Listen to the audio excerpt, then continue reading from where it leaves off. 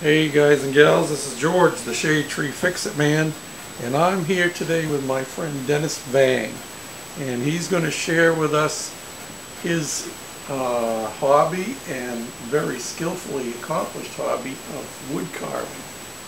And he's going to start off by giving us a little bit of a history of how he got started with his wood carving, and then we'll get into some of the details. Okay, well, my name is Dennis Vang. I'm a retired painter, and back in 2002 when I retired, I lived in an apartment at the time, and I had one little extra room, and I needed a hobby. I needed something to do with my hands, you know. And I always liked working with wood. And I happened to see in one of the magazines about carving, you know, with a pocket knife or something that was not too expensive.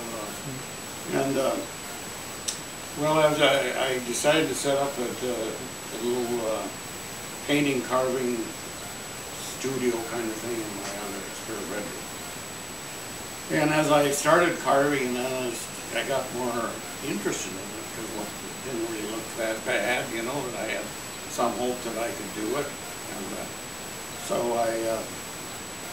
I continued with it. I went into Rochester and into a carving school there, or a class, and I was recommended that I do being a Scandinavian descent, Norwegian, which I am 100% proud of, you know. So anyway,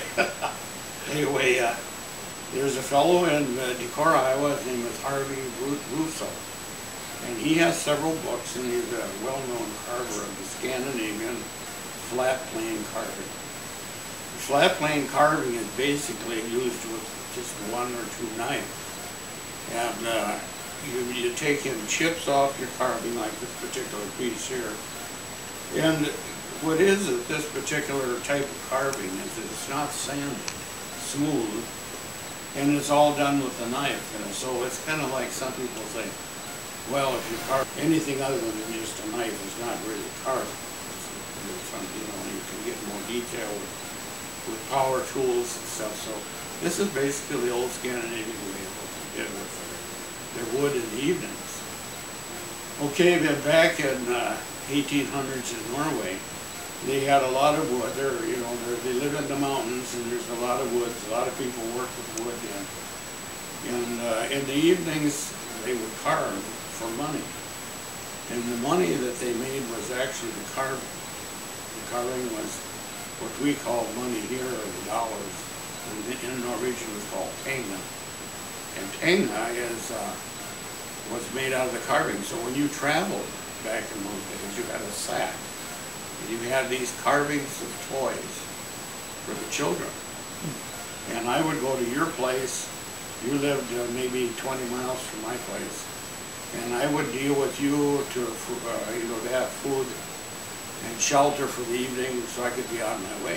And you had these bags full of toys, and the kids would pick out what they wanted, and we bargained, and that was our way of bargaining, place to stay. So that's kind of the history of the Scandinavian carving.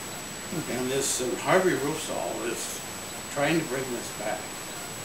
It's kind of got to be a lost art, just working with your hands. Everything is so modern nowadays with power tools in it. So this is actually a type of carving, called flat plane carving.